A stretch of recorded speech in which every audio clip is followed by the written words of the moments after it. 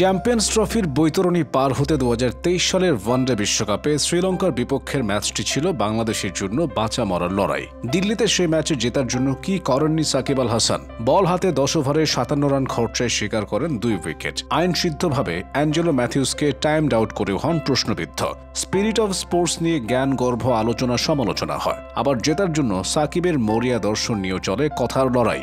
এরপর ব্যাট করতে নেমে 65 বলে 82 রানের বিস্ফোরক ইনিংস খেলেন সাকিব। তার সেই ইনিংসে ভর করে 41 ওভার 1 বলে 3 উইকেটের জয় পায় বাংলাদেশ। আর সেই জয়েই বাংলাদেশ চ্যাম্পিয়ন্স ট্রফিতে খেলার যোগ্যতা অর্জন করে। বিশ্ব ক্রিকেটে বাংলাদেশের দূত হয়ে থাকা বাঁহাতি অলরাউন্ডার সাকিব কি সেদিন ঘুণাক্ষরে ভেবেছিলেন যে চ্যাম্পিয়ন্স ট্রফি খেলার জন্য এত কিছু করলেন, 1.5 বছরের মাথায় সেই টুর্নামেন্টে তিনি হয়ে পড়বেন সম্পূর্ণ অপাংতেয়? চ্যাম্পিয়ন্স ট্রফির দল ঘোষণার সময় প্রধান নির্বাচক গাজী আশরাফ হোসেন লিপু যুক্তি দেন, বোলিং অ্যাকশন নিয়ে সমস্যার পরীক্ষায় নেগেটিভ, তাই শুধু ব্যাটার হিসেবে খেলতে পারবে। আমরা তাকে দল গঠনে ব্যাটার হিসেবে বিবেচনা করেছে, কিন্তু কম্বিনেশনে শুধু ব্যাটার হিসেবে তাকে জায়গা দেওয়া যায়নি। অথচ শেষ 10 ওয়ানডেতে 3টি 50 করেছেন সাকিব, 40 ছোঁয়া ইনিংস রয়েছে আরও 2টি। আবার গাজী আশরাফের কথা অনুযায়ী বোলিং নিয়ে সমস্যা না থাকলে সাকিবকে অলরাউন্ডার হিসেবে চ্যাম্পিয়ন্স ট্রফির দলে রাখা হতো। কিন্তু সাকিব যখন বোলিংয়ে নিষিদ্ধ হননি, তখনও নির্বাচকরা তাকে দলে রাখতে পারেননি। এবারও সাকিবকে দলে না রাখার পেছনে মাঠের বাইরের ঘটনায় কলকাঠি বেশি নেড়েছে বলে মনে করা হচ্ছে। তবে প্রধান নির্বাচক সে সম্ভাবনা উড়িয়ে দিয়ে বলেন,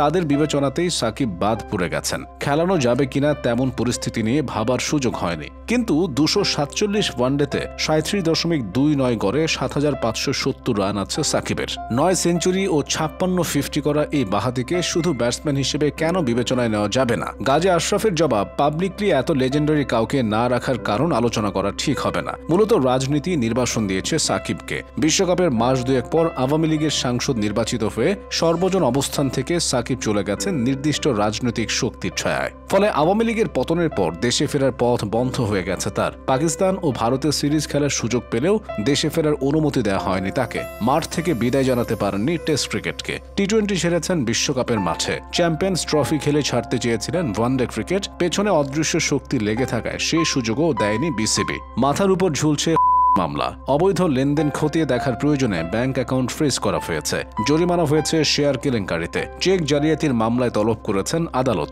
অবস্থা দৃষ্টি দেশের ইতিহাস সেরা ক্রীড়াবিদ সাকিব পরিণত হয়েছেন খলনায়কে। দেশে ফেরার পথ বন্ধ, জাতীয় দল থেকে ছুড়ে ফেলা হয়েছে, খেলা হচ্ছে না দেশের লিগে। নিয়তির নির্মম পরিহাসে বোলিং অ্যাকশনে ত্রুটি ধরা পড়ায় খেলতে পারছেন না বিদেশের লিগেও। কোচ মাঠ ঠিক না থাকায় বোলিং অ্যাকশন নিয়ে কাজও করতে পারছেন না।